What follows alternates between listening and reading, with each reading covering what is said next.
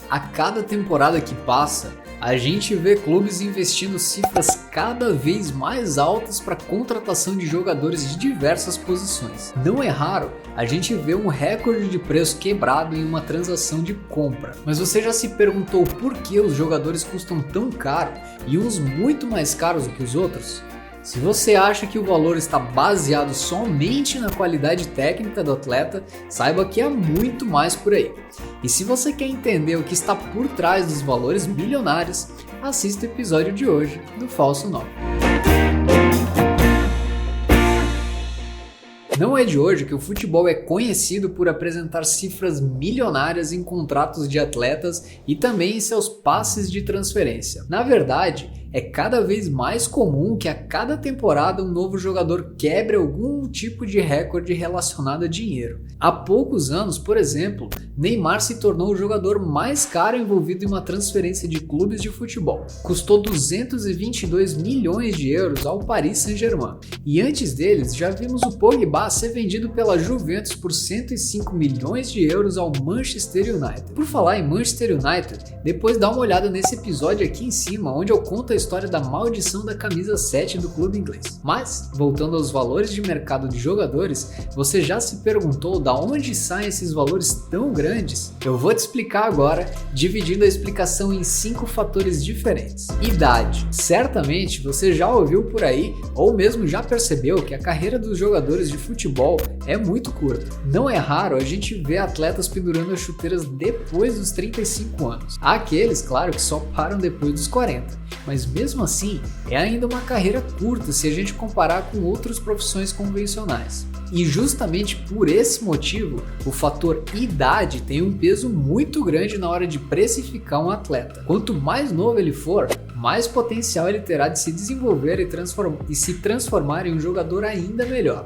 E obviamente, os clubes levam isso em consideração, pois sempre vão preferir investir nos bons jogadores jovens, que é onde o dinheiro tem muito mais chance de se multiplicar com o decorrer do tempo. A nível de exemplo, podemos imaginar uma empresa. Lá atrás, quando Mark Zuckerberg fundou o Facebook, a empresa tinha apenas 3 coisas: uma boa ideia, um excelente programador e muito potencial de valorização no futuro, com muito espaço para crescer. Aquele era o melhor momento para que investidores entrassem na empresa, esperando uma valorização futura. E essa valorização aconteceu. Hoje, a empresa, que era apenas uma ideia e um programador, vale mais de 600 bilhões de dólares. E algo parecido acontece com os jogadores de futebol, que quanto mais novos e talentosos, maior é o potencial enxergado e maiores serão as taxas de transferência. Qualidade técnica observada. É claro que somente a idade não importa. Ela é importante, mas é preciso aliar também o fator técnico. Afinal, um jogador que não demonstra potencial técnico não terá a mesma valorização do que aqueles que demonstram. E aqui entra a importância de um bom trabalho de categorias de base e também uma rede de olheiros espalhados pelo mundo. Um jogador jovem precisa demonstrar um tipo de talento e, de preferência, um talento que ainda possa ser melhorado e evoluído com o passar do tempo. É justamente nessa possibilidade de evolução que as cifras altíssimas começam a aparecer. A união destes 2 critérios já começa a dar uma base mais sólida para a precificação do jogador. Mas ainda não é só isso. Tem mais 3 pontos importantes que fazem a etiqueta do preço ser colada em um jogador. E o último ponto que eu vou falar nesse vídeo é talvez um dos que mais faz diferença. Jogadores de ataque tendem a ser mais valiosos do que jogadores de defesa. Quando a gente pensa em futebol, um dos primeiros sinônimos que vem à mente é o gol. E o futebol é jogado justamente com o objetivo de buscar os gols e assim ganhar as partidas. Embora haja outras funções importantes dentro de um time, o ataque é um setor que os investimentos tendem a ser mais pesados. E por isso, os atacantes geralmente são vendidos por preços mais altos do que os defensores. É claro que essa não é uma regra fixa. Afinal, já vimos jogadores de defesa serem comprados por preço muito mais alto do que os jogadores de ataque. Porém, de maneira geral, o jogador que joga no ataque sempre terá uma inflação um pouco maior pelo fato de fazer justamente aquilo que um time busca dentro do campo, os gols. campeonatos que participa e experiências internacionais.